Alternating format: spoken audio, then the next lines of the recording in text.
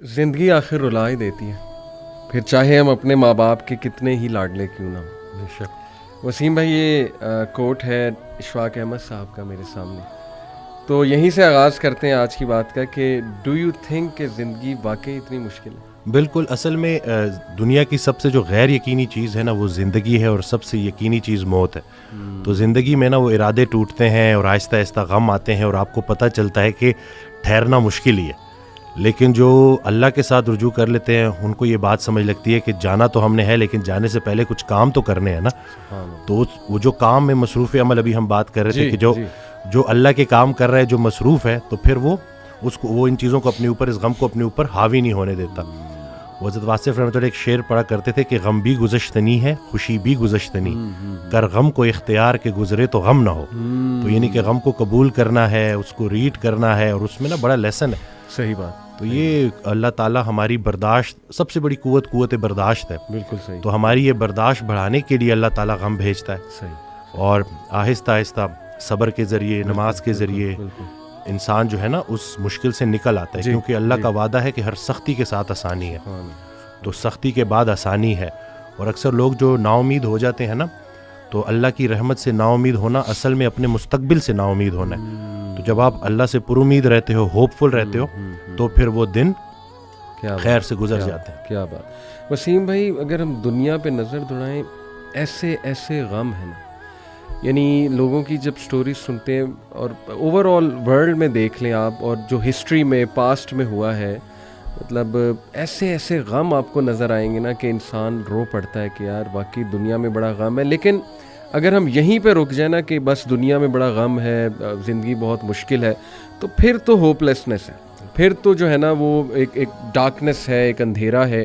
That's why آئی سے to people کہ دیکھو جو ایتھیزم ہے وہ یہیں پہ رک جاتا ہے۔ بالکل، وہ کہتا ہے کہ بس we are all here and we are doomed, اور بس ٹھیک ہے، سفرنگ بھی ہے، کیوس بھی ہے، ڈارکنیس بھی ہے، اب کیا کر سکتے ہیں۔ بٹ جب تک اسلام ہمارے پاس ہے نا وسیم بھائی، دیکھیں اللہ سبحانہ و تعالیٰ نے پہلے ہی ہمیں بتا دیا، جیسے آپ نے کہا نا ایکسیپٹنس، بالکل، اللہ نے ہمیں ایکسیپٹنس دلائی ہے کہ دیکھو اس کو ایکسیپٹ کرو کہ یہ دنیا ایک مشکل کی جگہ ہوگی، یہاں تمہیں مشقت کرنی ہوگی، اسٹرگل کرنی ہوگی، وی ول ٹیسٹ یو، ہم دیکھیں گے تم میں سے کون ایمان والا ہے، کبھی بھوک سے، کبھی خوف سے، کبھی خوف کا انفیکٹ ذکر ہے کہ خوف سے ٹیسٹ کریں گے۔ آئی تھنک انگزائٹی میں خوف کا ایلیمنٹ کافی جو ہے وہ حاوی ہوتا ہے۔ پھر لاس آف لائف سے تمہیں ٹیسٹ کریں گے، لاس آف فروٹ سے تمہیں ٹیسٹ کریں گے، لیکن وبشر الصابرین۔ اور دیکھیں اللہ نے پورا طریقہ بتایا ہے کہ دیکھو نا امید نہیں ہونا ہے، اگر یہ پرابلمز آ جاتے ہیں تو پھر اللہ طریقہ بھی بتا رہا ہے کہ تم نے ہوپ کیسے پکڑنا ہے۔ جیسے آپ نے کہا کہ نماز ہے، پھر صبر ہے، تو how amazing is the philosophy of our religion. بالکل، سبحان اللہ۔ اور جو ایتھیا سے جو نہ ماننے والا ہے، وہ میں اس کو یہی بولوں گا کہ وہ بیچارہ اللہ کی نعمتیں بھی استعمال کرتا ہے اور اللہ کو مانتا بھی نہیں ہے۔ سبحان اللہ، ٹھیک ہے نا۔ تو تحقیق جو ہے نا وہ آپ کو بعد میں وہاں پہ پہنچائے گی جہاں تسلیم پہنچائے گی آپ کو پہلے۔ تو جو سرنڈر کرنا ہے نا، یہی سب کچھ ہم نے کرنا ہے۔ ایک آڈیو میں وہ بیان کر رہے تھے حضرت، تو انہوں نے کہا کہ پورا سرنڈر کرنا ہے۔ تو جواب آیا کہ حضرت اتنی کمزور صلاحیتوں کے ساتھ پورا سرنڈر کیسے کروں؟ تو انہوں نے کہا کہ تم پورا سرنڈر کرو، تمہاری صلاحیتیں بھی پوری ہو جائیں گی۔ سبحان اللہ۔ تو یہ ہے کہ جب آپ پورا سرنڈر کرتے ہو نا، یہ جو اپنی کارسازی نکالو گے تو کارساز کی کارسازی سمجھ آئے گی نا۔ تو یہ جو اللہ ہے نا، یہ ہمارے ارادوں کو توڑتا ہے، اور نہیں آتی کوئی پریشانی اس وقت تک جب تک وہ بڑی پریشانی کو ٹالنے نہ آئی ہو۔ وہ ایک واقعہ سناتے تھے کہ ایک بندہ ایک اللہ والے کے پاس جاتا ہے اور کہتا ہے کہ میرا مکان نہیں بک رہا، تو دعا کریں۔ تو انہوں نے کہا کہ نہیں، تمہارا مکان نہیں بکے گا، جاؤ۔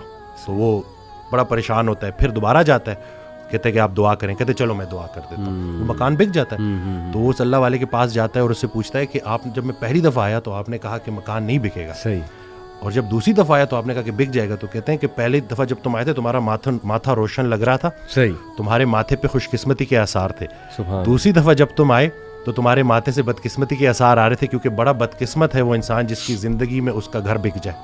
تو جو چیز تم اپنے لیے پسند کر رہے ہو، جس چیز پہ تم جشن منا رہے ہو، وہ اصل میں تمہارے استغفر اللہ کا مقام ہے جس کو تم الحمدللہ کہہ رہے ہو. صحیح. انسان جو ہے نا وہ جلد باز ہے, جلد باز ہے. وہ کہتا ہے کہ بس میرے اللہ کو اپنے مطابق چلانا چاہتا صحیح ہے. بات, صحیح بات. اور اللہ نے ہمارے لیے کتنی خیر رکھی ہوئی ہے, کتنی آسانی رکھی ہوئی ہے, ہمیں خوش کرنے کے لیے اللہ کے پاس اتنا کچھ ہے, لیکن ہم جلد بازی میں اور نا امیدی میں اس سے محروم ہو جاتے ہیں.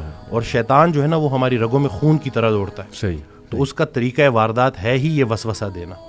وسوسہ جو ہے نا وہ ایمان کی نفی ہے, اور یقین جو ہے نا وہ وسوسے کو نفی کرتا ہے. کیا بات. تو ہم نے یقین کو پختہ کرنا ہے. یقین نور ہے, شک اندھیرا ہے. تو اسی طرح سے یہ وسوسے کے اوپر سوال کیا گیا تو حضرت کہتے ہیں کہ میرا اللہ پہ یقین بے گماں ہے جو علم بن گیا. تم بھی وہ یقین پیدا کر لو, تمہیں بھی علم مل جائے گا. زبردست. تو یہ جو شک ہے نا وسوسہ, یہ آج کل بڑا کامن ہے ویری کہ امپورٹنٹ. یہ لوگ اسی وجہ سے نا اندھیروں میں ہے. جی جی. تو شک کی وجہ سے, بالکل. اچھا, یہ آپ نے جو بات کی نا کہ انسان جلد باز ہے, اس میں مجھے قرآن کی ایک آیت بھی یاد ہے. اللہ سبحانہ و تعالیٰ نے انسان کی نیچر بتائی ہے. سورہ معارج میں اللہ سبحانہ و تعالیٰ کہتے ہیں کہ بے شک ہم نے انسان کو نگرڈلی اور اینکشیس پیدا کیا. بالکل جلد باز ہے. جب خیر آتی ہے تو آپے سے باہر ہو جاتا ہے, اور جب کوئی ڈیفیکلٹی آتی ہے تب پینک ہو جاتا ہے. الا المصلین ایکسیپٹ دوز ہو آفر. یعنی اللہ نے سلوشن بھی ساتھ بتا دیا کہ نہیں, نماز تمہاری ان چیزوں کو چیک کرے گی. سجدہ کرو اللہ کے آگے, اور وہی آپ کی علی بات ہے کہ یقین. اور میں تو سمجھتا ہوں وسیم بھائی کہ ہماری زندگی میں جتنے بھی مسائل آتے ہیں نا وہ اللہ کی ذات پہ یقین دلانے کے لیے تو آتے ہیں کہ دیکھیں ہمارے ہاتھ میں تو ہے ہی کچھ نہیں. انسان پہ کبھی کبھی ایسا کوئی پرابلم آ جاتا ہے اس نے ایکسپیکٹ بھی نہیں کیا ہوتا.